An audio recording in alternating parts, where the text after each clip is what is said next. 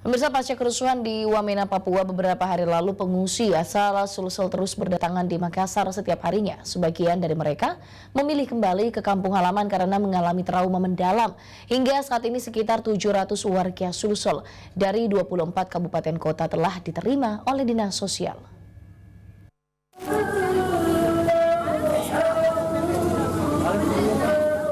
Pemerintah Provinsi Sulawesi Selatan melalui Dinas Sosial terus melakukan evakuasi para pengungsi kerusuhan di Wamena, Papua.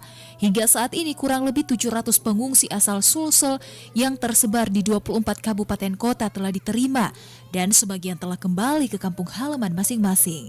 Adapun sebagian pengungsi yang belum kembali ke kampung halaman ditampung sementara di rumah jabatan Kepala Dinas Sosial Sulsel sambil menunggu sanak keluarga untuk datang menjemput.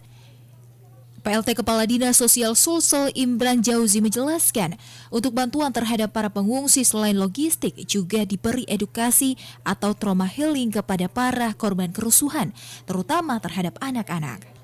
Adapun yang misalnya masih harus tertahan karena satu dan hal karena keluarga belum ada, nah itu kami urus dulu, urus di penampungan sementara yang sekarang ini kita tempatkan di belakang, di bekas rumah dinas sosial yang kita jadikan penampungan sementara. Sementara itu, salah seorang pengungsi asal Kabupaten Bone, Siti Norma bercerita, dirinya bisa selamat dari kerusuhan setelah bertahan di rumah tetangga selama 5 hari. Sebelum memutuskan kembali ke Sulawesi Selatan, Norma mengaku juga menginap selama 3 hari di daerah Sentani. Itu kejadian, itu dibuka di belakang rumah. Pindah di tetangga karena petugas itu toh orang Jawa, petugas itu jadi dia bilang anakku panjat kon mak sepanja di situ sepanja tapi sebagai tangga tapi pernah